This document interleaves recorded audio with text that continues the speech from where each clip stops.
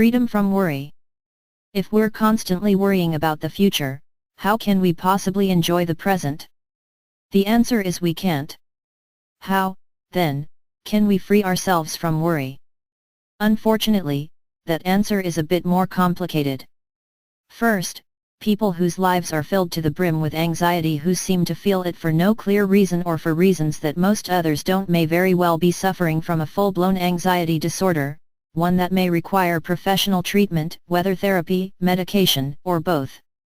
Luckily, however, this group actually constitutes the minority of people.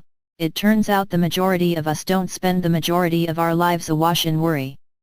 But the majority of us do experience spikes of anxiety when thinking about certain aspects of the future that can easily obstruct our ability to enjoy the present. To learn to enjoy ourselves, then, we don't want to stop thinking entirely and live only in the moment but rather to think about the future only when it serves us to do so, not when it doesn't. But how can we learn to do that? The ability to consciously direct our attention. Our brains are machines in perpetual motion. We don't ever really stop thinking, even when we're fully immersed in the present moment.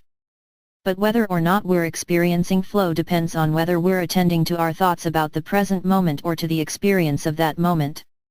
The I that can choose between attending to our thoughts and our experience is separate from both. That is, we can't really stop ourselves from having thoughts, but we can stop ourselves from paying attention to those thoughts.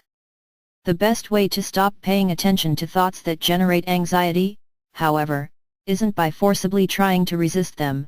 Studies show this quite reliably and paradoxically magnifies them. Rather, we need to distract ourselves from them. How?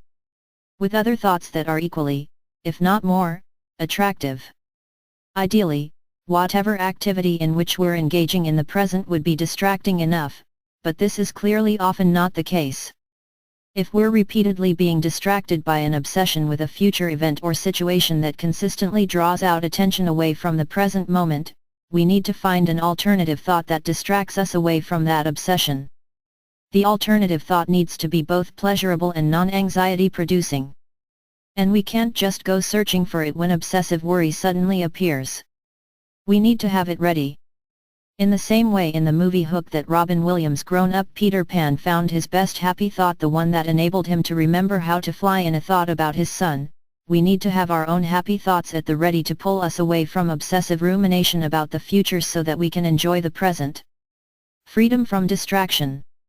Though we needn't experience full-blown flow to be able to enjoy the present moment, enjoying the present moment paradoxically also requires freedom from the happy thoughts we use to pull ourselves away from worry about the future.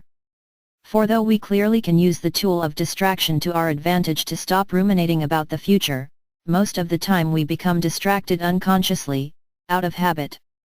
That is, interesting and attractive, or painful, thoughts continually occur to us and draw our attention without our realizing it. But just as we would train ourselves to stop biting our nails by noticing when we do and making ourselves stop, we only need to consciously recognize we've been distracted from experiencing the present moment to return our attention to it. Of course, if part of us is consciously on the lookout for moments in which we become distracted, that part of us will also retard our ability to become fully immersed in and thus enjoy the present moment. Perhaps the best way out of this paradox is to spend just some of our time learning to recognize when our attention has been pulled away from the present moment and to practice gently returning it, because the more we practice this, the more likely we'll be able to do so out of habit without having to consciously monitor ourselves to see if it's happened. Enjoying our present moments may seem like something that should happen naturally and require no effort, but in fact it's often quite difficult. People who meditate know that practice focusing on the present can improve the ability to do it as well, that it's practice worth doing. Though much joy can be had in contemplating our future, too much rumination about it can compromise our ability to enjoy the life we actually live.